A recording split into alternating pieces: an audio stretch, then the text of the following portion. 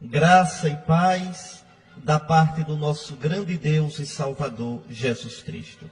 Minha saudação neste quinto domingo da Quaresma. Meus queridos irmãos, vejam, a Quaresma vai adiantando-se. Deixa eu só dizer uma coisa para você. A partir de agora, as leituras da missa, tudo, as orações se concentram em Jesus. Até ontem, sábado, as orações falavam da penitência, do combate espiritual, da oração, do jejum, do combate aos vícios, ou seja, todo aquele tema tão quaresmal da conversão, da mudança de vida. Mas agora, a partir do quinto domingo da Quaresma, tudo se concentra na paixão de Cristo. Tudo, tudo, tudo. O Evangelho, desde segunda-feira passada, a gente está escutando na missa de cada dia o Evangelho de São João. E por quê? Porque São João coloca o Evangelho dele como uma disputa, uma arenga entre Jesus e os judeus. E os judeus levam Jesus ao tribunal de Pilatos. E o tribunal de Pilatos condena Jesus à morte. Mas depois o Pai dá razão a Jesus e o ressuscita. Então esse é o Evangelho de João. É assim. Por isso a gente está ouviu a semana passada toda e vai ouvir nesta próxima semana o Evangelho de João. Depois são vários evangelhos que vão contando a última semana de Jesus dia a dia. Então é importante, não sabe, a gente ter essa visão para a gente ir se colocando na liturgia. Por exemplo, na missa de hoje, a antífona de entrada, a frase de entrada, tirada do Salmo 42, já joga a gente no coração de Jesus. É Jesus falando com as palavras do Salmo. A mim, ó Deus, fazei justiça. Defendei a minha causa contra a gente sem piedade. Do homem perverso e traidor, libertai-me, porque sois, ó Deus, o meu socorro. O Salmo aqui, a liturgia nos ajudam a entrar nos sentimentos de Cristo, a ver todo o drama, toda a angústia de Cristo. Verdadeiro Deus, mas também verdadeiro homem, diante do drama da morte. O Filho, amorosamente, entrega-se nas mãos do Pai. Então vamos já nos preparando neste quinto domingo da Quaresma para entrar no clima da grande semana, da Semana Santa. A oração da missa de hoje, o oremos, não é a coleta, como a gente diz, coloca a gente também nesse clima. Senhor nosso Deus, dai-nos por vossa graça caminhar com alegria na mesma caridade que levou o vosso Filho a entregar-se à morte no seu amor pelo mundo. A morte de Cristo é um acontecimento de amor, de caridade. O Filho, para louvar, para honrar, por amor ao Pai, entrega-se totalmente a Ele, pela salvação da humanidade. Então a gente pede neste quinto domingo, Senhor, dai-nos caminhar nesta mesma caridade. Dai-nos um coração como o coração do vosso Filho Jesus.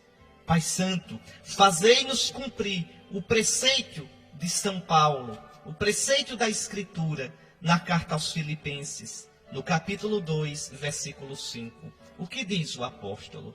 Tende em vós os mesmos sentimentos do Cristo Jesus. Não é isso que diz São Paulo? E os sentimentos de Cristo? Essa entrega, esse amor pelo mundo, até a morte e morte de cruz. Pois bem, meus irmãos, toda a liturgia, todas as leituras da missa nos colocam neste caminho de nosso Senhor. E está aqui aquilo que eu estava dizendo para vocês, Filipenses 2,5. Haja entre vós o mesmo sentir e pensar que no Cristo Jesus. E o sentir e o pensar, os sentimentos de Cristo, foram os sentimentos de entrega ao Pai por amor de nós. Vamos à primeira leitura da missa deste quinto domingo da Quaresma. Leitura da profecia de Ezequiel, capítulo 37, versículos do 12 ao 14. Assim fala o Senhor Deus: Ó meu povo, vou abrir as vossas sepulturas e conduzir-vos para a terra de Israel. E quando eu abrir as vossas sepulturas e vos fizer sair delas, sabereis que eu sou o Senhor. Porei em vós o meu espírito, para que vivais, e vos colocarei em vossa terra. Então sabereis que eu, o Senhor, digo e faço. Oráculo do Senhor, palavra do Senhor. Graças a Deus. Esse quinto domingo vai nos trazer a ressurreição de Lázaro. Como é bonita a pedagogia da igreja. Vamos recordar um pouquinho, vamos ver se você é bom de memória mesmo. Qual foi o evangelho do primeiro domingo da quaresma? Lembra? Foram as tentações de Jesus. E assim a gente aprendeu a, com Jesus, entrar nos 40 dias de combate espiritual da quaresma. Qual foi o evangelho do segundo domingo? Foi o evangelho da transfiguração. E eu expliquei a vocês. A gente vai combater o combate espiritual quaresmal para ser transfigurado com Jesus. Nosso objetivo é chegar à Páscoa transfigurado como Jesus no Monte Tabor. E um dia transfigurado na glória eterna do céu. Qual foi o evangelho do terceiro domingo da quaresma? Qual foi? Você se lembra? Foi o evangelho da Samaritana. Jesus disse: adeus, poço de Jacó.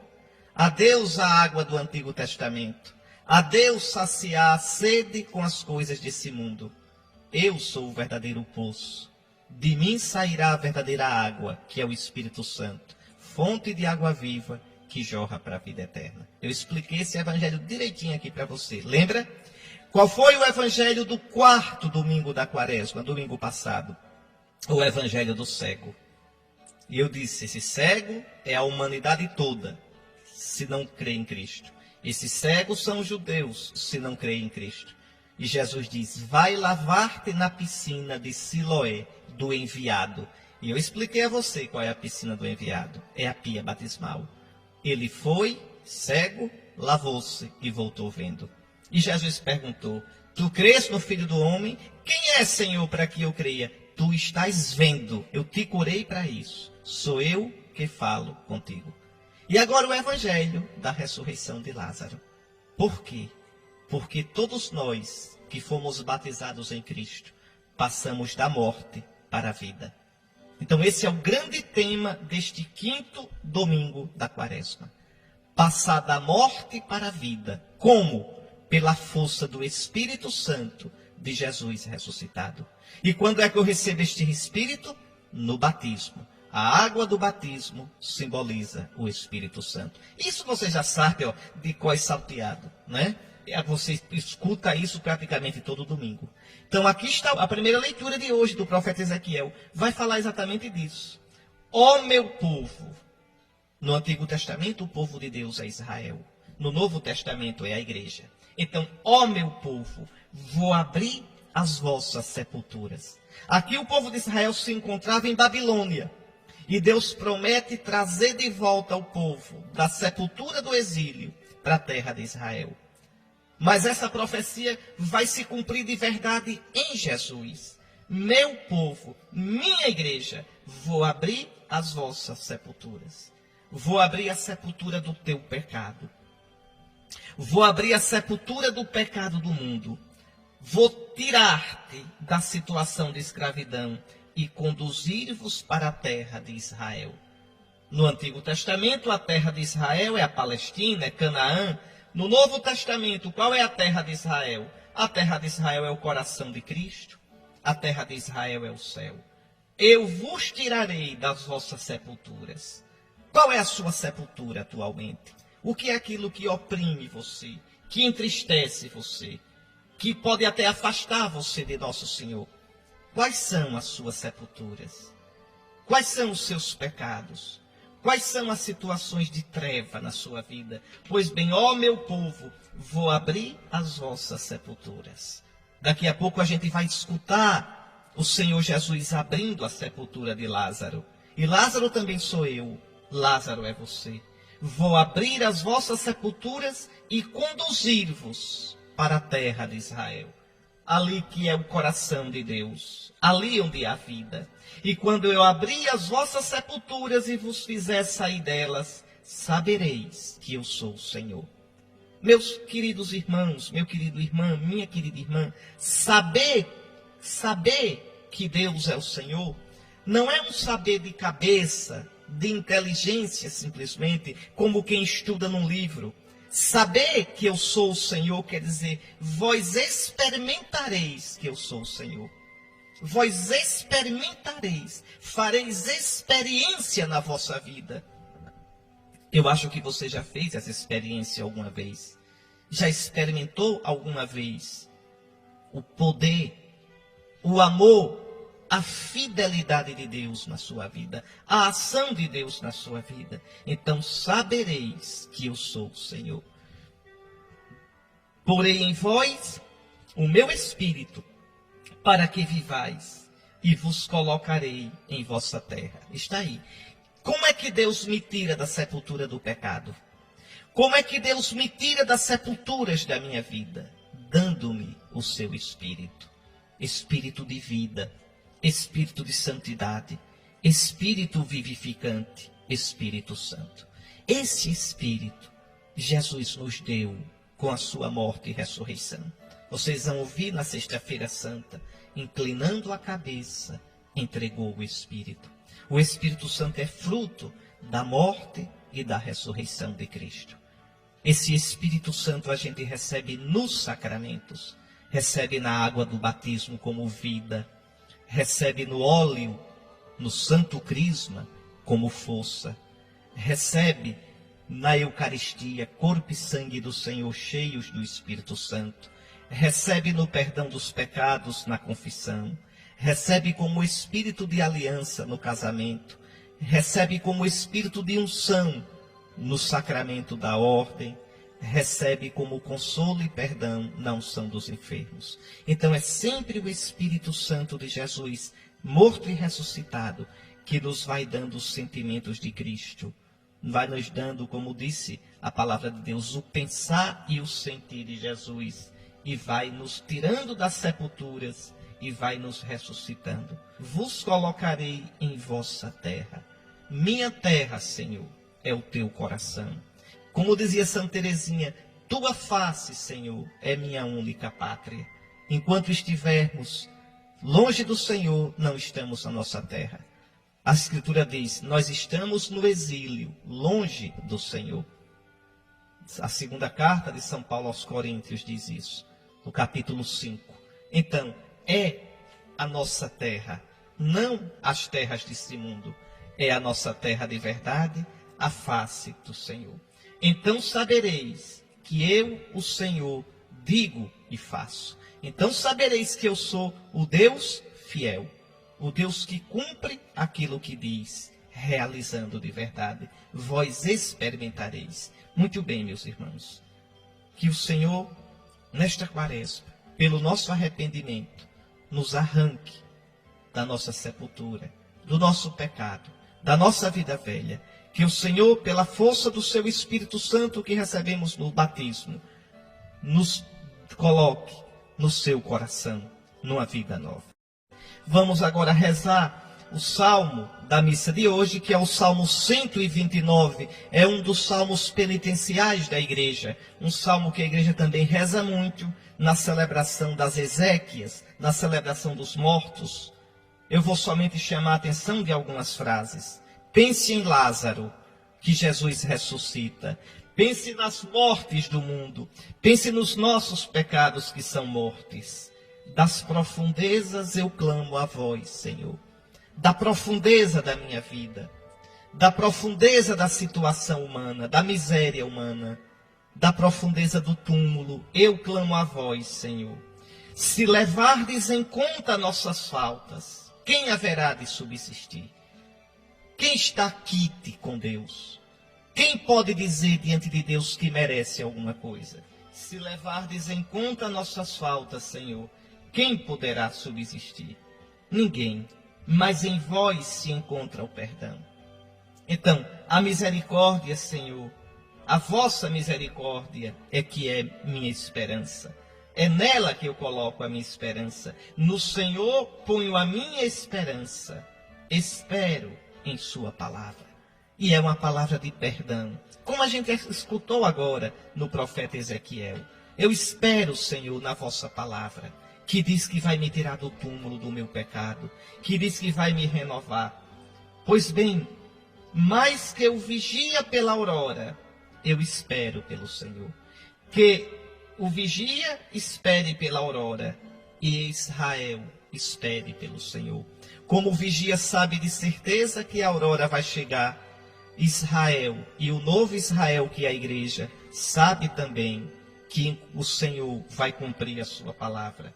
Ele vem libertar Israel de toda a sua culpa. Ele me liberta, ele liberta você. Vamos rezar juntos o Salmo. Vamos colocar com as palavras do Salmo o nosso coração diante do Senhor. Está aí, meus irmãos, uma leitura bonita e que não é muito fácil de entender. Mas o tema é o deste quinto domingo da Quaresma. Vida e morte. E quem nos faz passar da morte para a vida, quem nos arranca da morte e nos dá a vida, é o Espírito Santo de Jesus. De Jesus morto e ressuscitado. Jesus morreu e ressuscitou para nos lavar com o seu Espírito Santo que nos purifica. Mas vamos acompanhar. Então, Romanos 8, 8 a 11. Vamos ler aqui versículo por versículo, compreendendo. São Paulo diz: irmãos, os que vivem segundo a carne não podem agradar a Deus. Aqui, uma primeira coisa. Não pense que carne, neste sentido, é igual a corpo. Não. A palavra carne em São Paulo pode significar corpo. Pode significar também a natureza humana. E pode significar o pecado. Aqui, nessa leitura, carne significa o pecado. Irmãos, os que vivem segundo o pecado não podem agradar a Deus. Quer dizer, aquele que vive no pecado. Pecado não é só pecado ligado a sexo, não, ao corpo. Pecado aqui é tudo aquilo que desagrada a Deus. São Paulo fala do homem carnal e fala do homem espiritual. O homem carnal é o que vive no pecado. O homem espiritual é o que vive segundo o Espírito de Deus. E São Paulo vai dizer quais são as obras da carne. As obras da carne não são somente ligadas ao corpo, ao sexo. São Paulo diz, as obras da carne são rixa, ciúme, gritaria, bebedeira. Olha aqui, você pode pegar a carta aos Gálatas, no capítulo 5.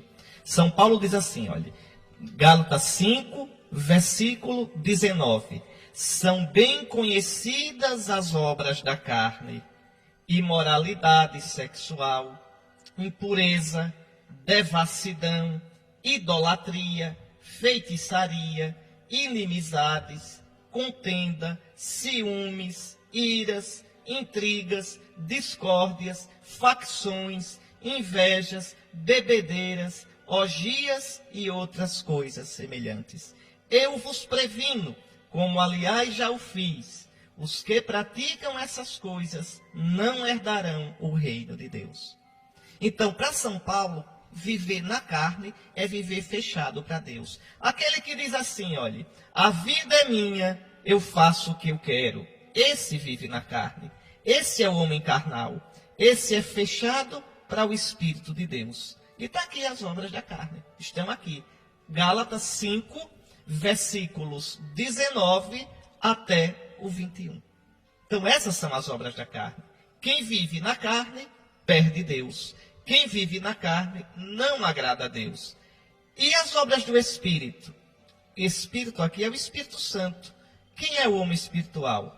Aquele que vive segundo o Espírito de Cristo. Olhe quais são as obras do Espírito. Está também na carta aos Gálatas. Gálatas 5, anote aí, 22 até o 23. O fruto do Espírito, porém, é amor, alegria, paz, paciência, amabilidade, bondade, lealdade, mansidão, domínio próprio. Está aí. Compreende o que é o homem carnal? É aquele que diz, a vida é minha, eu faço como eu quero e vive na carne. Ou seja, vive segundo as suas paixões. E aí o resultado está aqui. Imoralidade sexual, impureza, devassidão, idolatria, feitiçaria, inimizades, contendas, ciúmes, iras, intrigas, discórdias, facções, invejas, bebedeiras, orgias e outras coisas semelhantes. A lista continua. Agora vamos voltar aqui para a nossa leitura. Os que vivem segundo a carne não podem agradar a Deus. Pronto. Está claro que não podem. Está certo? Vós não viveis segundo a carne, mas segundo o Espírito. O cristão recebeu o Espírito Santo no batismo. O cristão não é mais homem carnal. O cristão não vive segundo a carne. Ele vive segundo o Espírito de Cristo. Você pode dizer, mas Dom Henrique, a gente ainda tem pecado. Sim, a gente comete pecado. Veja, uma coisa é cometer pecado. Outra coisa é viver no pecado. Está certo? Qual é a diferença? Aquele que vive no pecado diz assim, a vida é minha, eu faço como eu quero. Vive fechado para Deus. Aquele que comete pecado é aquele que, mesmo sendo aberto para Deus, mesmo buscando viver uma vida que agrade a Deus, experimenta, às vezes, a fraqueza. Por quê? Porque enquanto vivermos neste mundo, a gente vai experimentar a nossa concupiscência. O batismo, no qual a gente recebeu o Espírito Santo, cura o nosso pecado. A gente não vive mais segundo a carne, mas a concupiscência, aquele desequilíbrio, aquela tendência para o pecado fica, para a gente combater, para a gente lutar. O Concílio de Trento diz assim, que naquele que é batizado, assim que você sai do batismo, nada em você desagrada a Deus. Você foi curado do pecado. Você não é mais inimigo de Deus. Você não vive mais na carne. Mas o Concílio diz, fica a concupiscência. E essa concupiscência é para o combate. A concupiscência não é pecado. A concupiscência é aquela tendência para o mal. Não é pecado. É pecado sem consentir. Por exemplo, eu tenho o desejo de me vingar. Eu tenho o desejo de falar mal dos outros, de julgar. Não é? Por que esse desejo? Não deveria ter. Por que eu tenho? Por causa da concupiscência. Por causa do desequilíbrio da minha natureza. Se eu consentir, então eu pequei. Mas se eu lutar contra isso e não consentir e vencer, então isso serviu para mim de vitória e de coroa, de crescimento da virtude. Então, o cristão não vive segundo a carne. Tá certo? O cristão experimenta o pecado, não é? A força das tentações. Mas o cristão pode vencer. O cristão pode vencer. Por isso São Paulo diz, vós não estáis mais segundo a carne. Vós não viveis segundo a carne. Mas segundo o Espírito de Cristo. É o homem espiritual. É o homem que se deixa guiar pelo Espírito Santo. Porque o Espírito Santo habita em nós. Aí São Paulo diz, se realmente o Espírito de Deus mora em vós. Então, você, escute o que eu estou lhe dizendo, você é santo. Você pode dizer, não sou santo não, eu tenho pecado. Sim, a gente tem pecados, mas a gente foi santificado no batismo. A gente foi consagrado. Por isso, quando São Paulo escreve as suas cartas, às vezes ele diz, aos santos que estão em Corinto. Não são santinhos, não são impecáveis, mas são santos, porque vivem em Cristo e procuram abrir o coração para Cristo. E São Paulo diz, olha, está aqui na leitura de hoje, se alguém não tem o Espírito de Cristo, não pertence a Cristo. Aqui não adianta. O único modo de eu pertencer a Cristo é receber o batismo que me dá o Espírito Santo de Cristo. Nós não conhecemos outro modo de alguém se salvar, a não ser crendo em Jesus e recebendo o Espírito Santo de Cristo. O Espírito que nos faz filhos, que nos faz clamar como Jesus clamou, Abá, Pai. Você pode dizer, não, mas todo mundo é filho de Deus. Não, é filho de Deus em sentido estrito, em sentido forte, aquele que crê em Jesus e é batizado. Batizado quer dizer mergulhado no Espírito Santo de Jesus.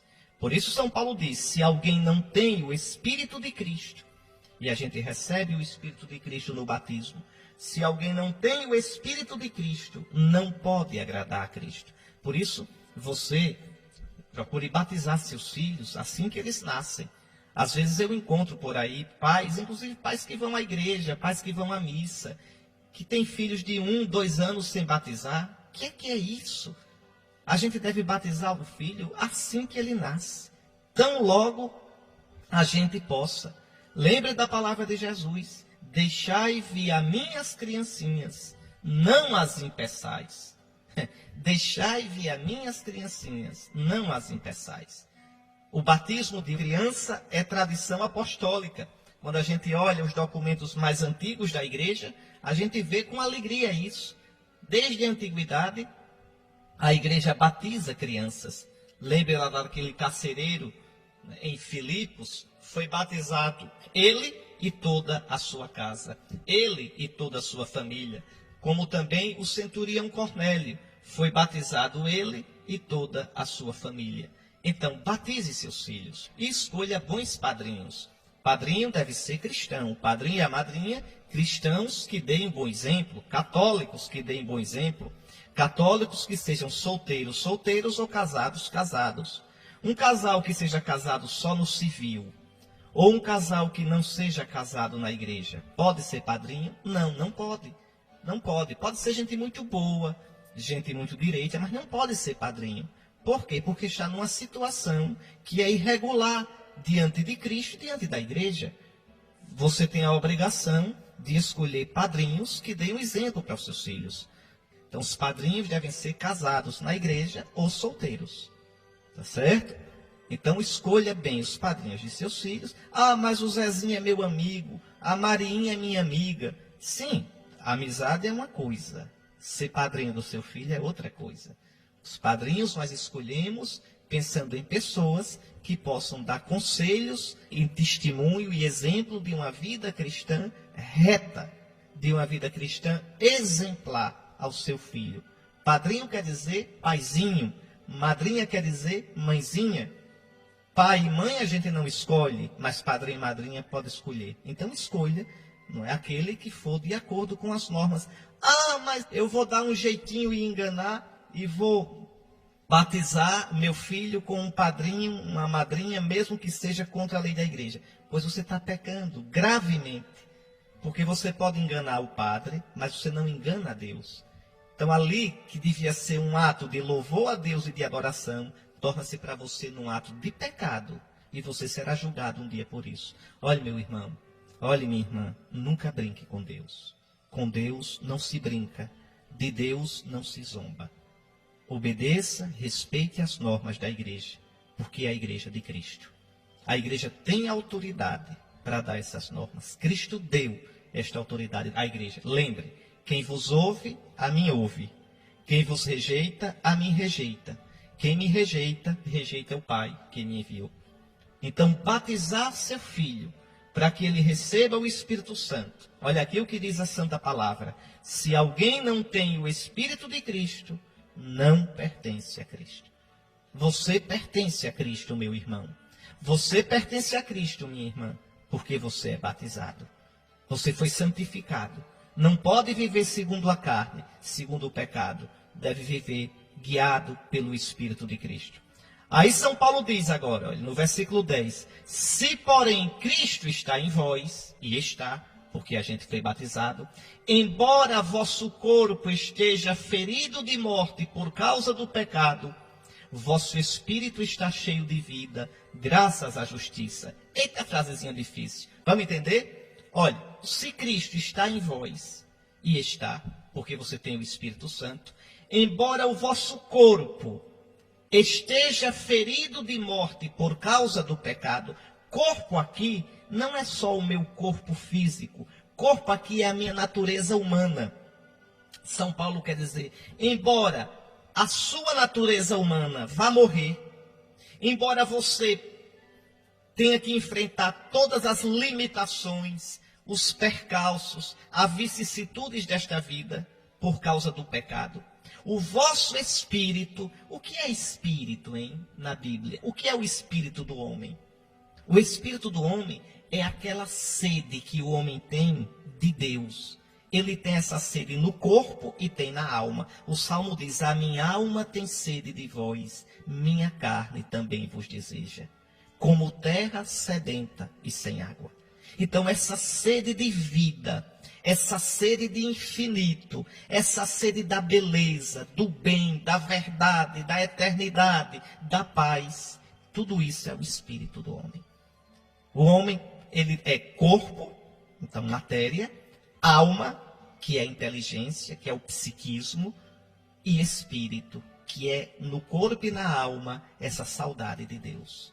São Paulo diz na carta aos Tessalonicenses que o vosso corpo, vossa alma e vosso espírito sejam guardados de modo irrepreensível para a vinda de nosso Senhor Jesus Cristo. Por isso São Paulo diz, olha, embora o vosso corpo esteja ferido de morte, embora a vossa natureza humana seja marcada pela morte, o vosso espírito, a vossa saudade de Deus, a vossa abertura para Deus, está cheio de vida, graças à justiça. O que é isso, graças à justiça, hein? Essa justiça aqui eu já expliquei muitas vezes para vocês. Justo na Bíblia é o santo. Nós fomos justificados, nós somos santificados por Jesus Cristo. Então você, cristão, porque foi batizado no nome do Senhor Jesus, você recebeu o Espírito do Senhor Jesus para o perdão dos pecados. Você é justo diante de Deus agora. Então, graças a essa justiça, graças a essa santidade dada por Jesus na força do Espírito Santo, você está cheio de vida. O seu espírito está cheio de vida, porque Jesus lhe deu essa vida. Vou reler para você entender tudo agora. Olha aqui. Se, porém, Cristo está em vós, embora vosso corpo, quer dizer, embora a vossa humanidade esteja ferida de morte por causa do pecado, o vosso espírito, a vossa esperança em Deus, a vossa saudade de Deus está cheia de vida, graças à justiça, graças a Cristo que tornou você justo, santo diante de Deus. Entendeu? Daqui a pouco a gente vai escutar a ressurreição de Lázaro. Lázaro é imagem minha, sua. Nós estávamos mortos pelo pecado. Pelo batismo, Jesus nos tirou da morte, nos deu a vida. Nós agora já estamos vivos em Cristo, porque temos o Espírito de Cristo. Aí São Paulo diz, olha, e se o Espírito daquele, quem é esse daquele? Daquele Deus, daquele Pai, que ressuscitou Jesus dentre os mortos, mora em vós, e mora desde o batismo.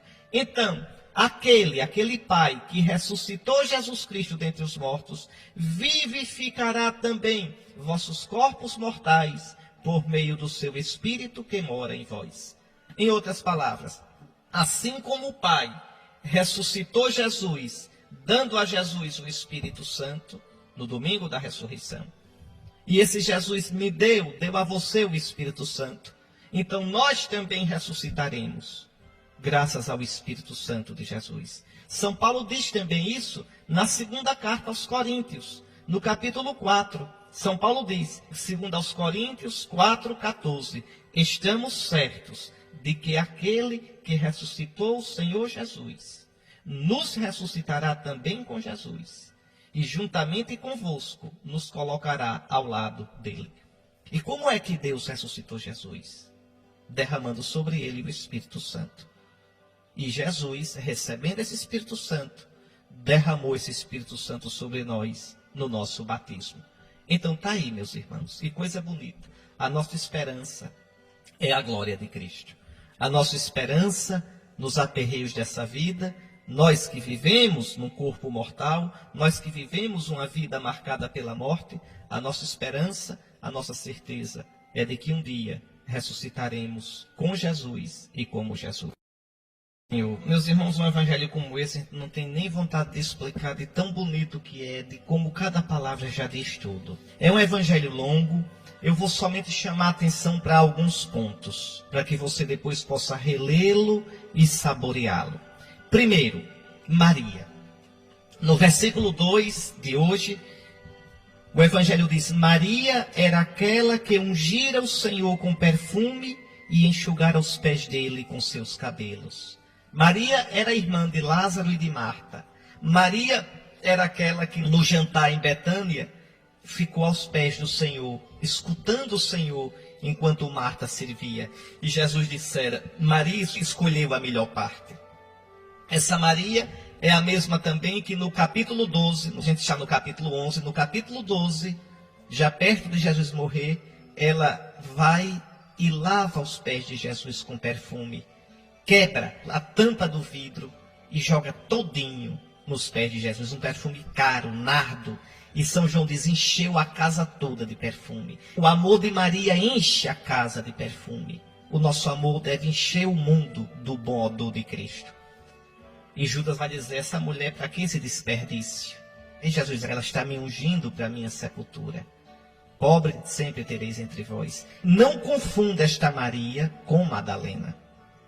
E nem confunda esta Maria com a prostituta que lavou os pés de Jesus na casa de Simão. A gente junta as três e diz que é Maria Madalena. Não é não. Maria Madalena, a gente sabe pouca coisa dela. Maria Madalena era de Magdala, daí o nome Madalena. Como você é aracajuano, porque nasceu em Aracaju. Madalena é Madalena, porque nasceu em Magdala. Essa Maria, a gente sabe dela o seguinte, que Jesus expulsou 7 demônios dela, e que ela seguiu Jesus. Com outras mulheres, ela seguia Jesus. E Jesus apareceu a ela depois de ressuscitado. E ela estava ao pé da cruz. É tudo que a gente sabe dela. E ela não era prostituta, não. Não existe isso na ficha dela. E por que é que veio essa história que ela era prostituta? Porque o Evangelho diz que Jesus expulsou 7 demônios dela. Então, como diz o nosso povo, diz, essa daí devia estar com a macaca, Jesus, mas ela não é a prostituta não, está certo? E aquela prostituta da casa de Simão, não é Maria Madalena não? É não, o Evangelho não diz o nome não daquela prostituta, não diz não. Diz que era uma mulher prostituta que entrou na casa de Simão e lavou os pés de Jesus com lágrimas, chorando, e enxugava com os cabelos. E beijava os pés de Jesus.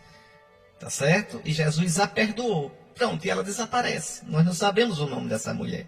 Sabemos a profissão, prostituta. E que deixou a profissão porque Jesus diz, vai e não peques mais. E a outra Maria, essa inocente mesmo, essa é da Judeia. Magdala fica na Galileia, às margens do mar da Galileia. Essa outra Maria do Evangelho de hoje é de Betânia. Betânia fica na Judeia, no sul. No sul. Então, não tem nada a ver uma com a outra. Longe uma da outra. Essa Maria, irmã de Lázaro e de Marta, é de Betânia. Betânia fica no Monte das Oliveiras. Tem o Monte Sião, onde fica Jerusalém. Descendo o monte tem um vale, o Vale de Josafá, ou também chamado o Vale do Cedron. Subindo outro monte é o Monte das Oliveiras. E atrás do Monte das Oliveiras fica Betânia. No monte, mais atrás, na rebanceira, na encosta, fica Betânia. Jesus passava o dia pregando em Jerusalém e ia dormir de noite em Betânia. E num jantar desse à noite, Maria lavou os pés de Jesus com perfume. Não chorou nem nada, lavou, porque o amava, porque reverenciava, venerava o Mestre. Essa Maria não era prostituta. Aí confundiram, repare como fizeram a confusão. Como é Maria, então é Maria Madalena. Como a Madalena, Jesus expulsou 7 demônios, então é prostituta. E como ela lavou os pés de Jesus uma vez, lavou agora novamente. Não, está tudo misturado. Então são 3 mulheres diferentes, tá certo? Essa Maria, irmã de Marta e de Lázaro, é quietinha. Foi ela que escutou Jesus, ficava escutando Jesus sentadinha e agora lavou os pés dele. Muito bem, então, escute só. As irmãs mandam dizer a Jesus, Senhor, aquele que amas está doente. Tu amas, Senhor, e ele está doente.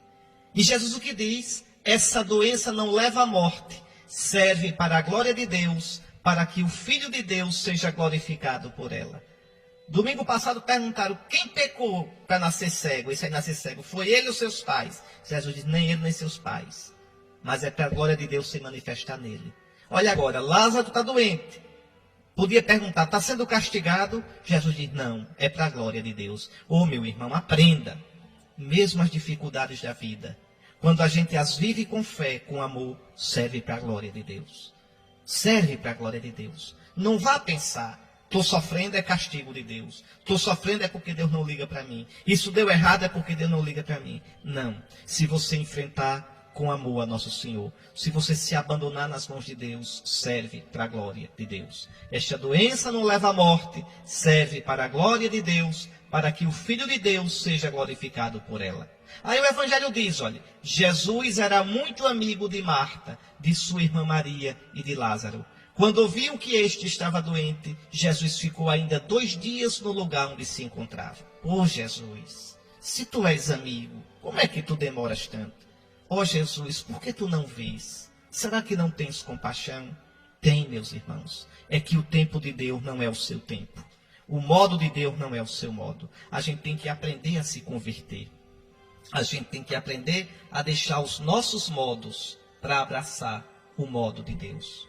E aí Jesus, depois de 2 dias, no 3º dia, vai lá onde está Lázaro. Vai ressuscitar Lázaro. Como ele, 2 dias depois de morto, vai ressuscitar. Ele vai ressuscitar Lázaro para mostrar que ele tem o poder de ressuscitar dos mortos. Então, vai para a Judeia, não é? O pessoal fica com medo e ele diz, o dia não tem 12 horas? Se alguém caminha de dia, não tropeça, porque vê a luz deste mundo. Mas se alguém caminha de noite, tropeça, porque lhe falta luz. O que Jesus quer dizer com isso? Eu estou ainda no meu dia, eu estou ainda no meu prazo. Vou para a Judeia assim, vou enfrentar os judeus. Tenho medo de morrer não. Quando chegar a minha hora, a hora da noite, é a vossa hora e o poder das trevas, eu morrerei. Enquanto é meu dia, eu vou trabalhar, vou ressuscitar Lázaro. E aí Jesus diz, o nosso amigo Lázaro dorme, mas eu vou acordá-lo.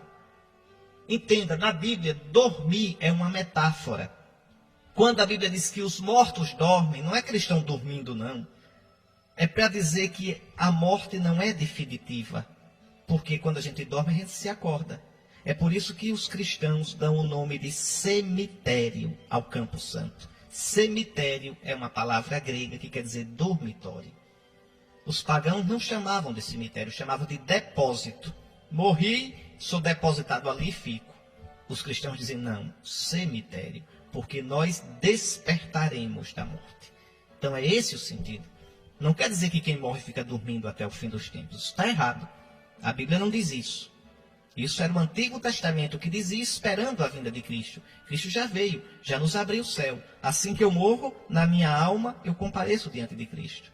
Agora o meu corpo dorme até o fim dos tempos. Tá certo? Então, nosso amigo Lázaro dorme, eu vou acordá-lo. E Jesus diz, Lázaro está morto, mas por causa de vós alegro-me, por não ter estado lá, para que creiais. Os discípulos vão ver o poder de Cristo sobre a morte. Pois bem, e Jesus chega lá. E é muito bonito, porque Marta corre e se queixa e reclama. É a queixa de todos nós diante da morte. Senhor, se tivesses estado aqui, meu irmão não teria morrido. Senhor, por que tu demoraste? Se tu tivesse chegado antes, Senhor. Se tu não tivesse demorado 2 dias, meu irmão não teria morrido. Interessante, Marta faz essa queixa, mas confia no Senhor. Mesmo assim eu sei que o que pedires a Deus, Ele tu concederá. E Jesus diz, teu irmão ressuscitará. Marta era uma boa judia. E como todo bom judeu, Marta esperava que no fim dos tempos, no último dia, quando o Messias viesse, Lázaro iria ressuscitar. Então, no último dia, eu sei, Senhor, que ele vai ressuscitar. Nossos irmãos protestantes ainda pensam assim, como Marta. E a gente só ressuscita no último dia. Isso é pensamento de judeu, não é pensamento de cristão. Aí Jesus dá um susto em Marta. Marta, eu sou a ressurreição. Marta, a ressurreição não é uma coisa. Eu sou a ressurreição. Para mim, é a frase mais impressionante de toda a Bíblia. É essa.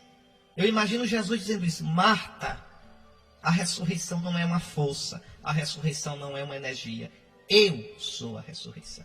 Eu sou a vida, Marta. Quem crê em mim, quer dizer, quem for batizado em mim, quem recebeu o meu Espírito Santo, ainda que esteja morto, viverá. E quem vive em mim, quem vive com a vida que eu der, não morrerá jamais. Quer dizer, não ficará nunca na morte. Não voltará a morrer. Eu darei uma vida nova, a vida do meu Espírito Santo. Crês isto? E Marta diz, eu creio, Senhor. Eu creio firmemente que tu és o Messias, o Filho de Deus que devia vir ao mundo. E você crê nisso? Você crê que Jesus vai ressuscitar você? Porque a gente é cristão por isso. Eu sou cristão porque não quero ficar na morte. Eu sou cristão porque espero e creio e sei com toda certeza que meu Salvador me ressuscitará. Que assim que eu morrer, ele vai ressuscitar minha alma na força do seu Espírito Santo. E no fim dos tempos, ressuscitará também o meu corpo. Muito bem. E aí depois vem Maria também e faz a mesma queixa. Senhor, se tivesses estado aqui, meu irmão não teria morrido. E quando Jesus vê Maria chorar, ele também se comove. O Evangelho diz uma coisa impressionante. Jesus estremeceu interiormente, ficou profundamente comovido. Que coisa linda, Jesus comovido. Que coisa linda, Jesus também não aceita a morte. Não se conforma com a morte, por isso nos ressuscita. Quem crê em Jesus não ficará na morte. Jesus fica comovido e diz o Evangelho, Jesus chorou. Chorou. Jesus chorou com raiva da morte. Jesus chorou inconformado com a morte. Ele não nos criou para a morte. Ele nos criou para a vida. Por isso ele vai arrancar você da morte. Por isso ele não quer que você fique na morte do pecado. Na morte de uma vida velha. E no fim dos seus dias ele vai arrancar você da morte. Pois bem, chorou a ponto de os judeus dizerem, vede como ele o amava. E uns dizem, ele que abriu os olhos ao cego, não poderia também ter feito com que Lázaro não morresse? Poderia, mas os planos de Deus a gente não conhece. Os planos de Deus ultrapassam nossos planos. E de novo, ouvindo isso, Jesus ficou interiormente comovido. Meus irmãos, a gente tem que aprender a contemplar os planos de Deus e a crer nele. Muito bem. E aí vão até o túmulo. E Jesus diz, tirai a pedra. E Marta se espanta. Senhor, está morto há 4 dias. Os judeus acreditavam que no 4º dia começava a decomposição do corpo. Já começou a apodrecer, Senhor. Já é o 4º dia. Mas Jesus é a vida.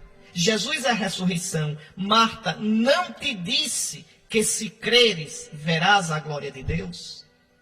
Também você, meu irmão, se você crê, você verá a glória de Deus na sua vida. Se você crê, mesmo na maior treva, você verá a luz de Deus agindo em você. E aí tiram a pedra do túmulo e Jesus reza. Atenção, Jesus não reza pedindo força ao Pai para fazer milagre não, viu? Jesus faz os milagres com a sua força. Jesus nunca rezou ao Pai pedindo ao Pai para fazer milagre. Ele diz, eu quero, eu ordeno.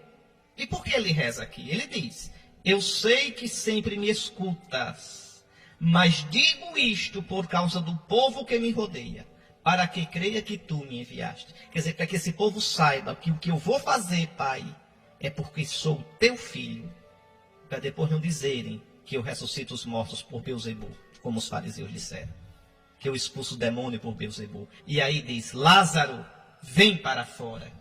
Jesus tira Lázaro da morte, faz Lázaro voltar para esta vida. Veja, Lázaro estava no mar da morte, empacado lá. Jesus os faz voltar para a terra desta vida, para que a gente veja, para que eu veja, para que você veja que ele tem poder sobre a morte. E por que isso? Porque quando ele morrer, ele vai entrar no mar da morte. Não vai voltar para esta vida. Vai atravessar o mar e sair do outro lado, na vida do Pai, na glória. E assim ele vai nos abrir o caminho para que a gente possa atravessar de vez a morte e sair do outro lado. É a ressurreição de Jesus. A ressurreição de Lázaro, como a do filho da viúva de Naim, como a da filha de Jairo, é uma ressurreição no sentido figurado. Entenda, eles estavam mortos mesmo. Jesus os trouxe de volta para esta vida. E depois eles morreram de outra coisa, mas morreram. Não é? Com a idade morreram. Não venceram a morte. Jesus não, Jesus venceu. Por quê? Jesus morreu e não voltou para essa vida. Não. Ele atravessou a morte e foi para o outro lado. O lado do Pai. O lado da glória. Então, ele ressuscita Lázaro para mostrar que tem poder sobre a morte. Eu sou a ressurreição.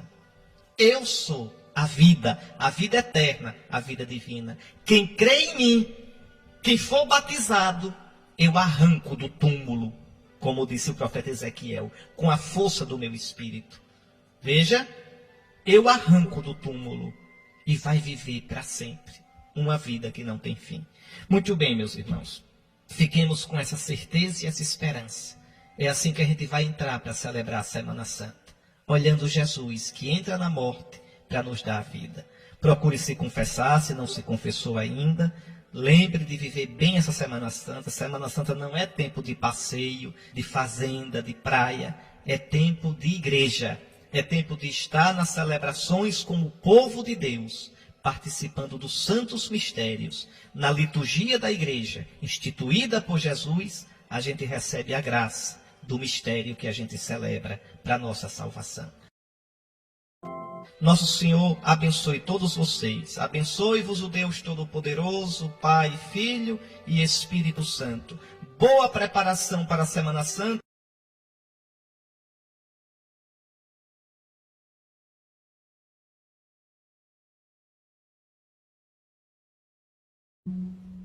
Graça e paz da parte do nosso grande Deus e Salvador.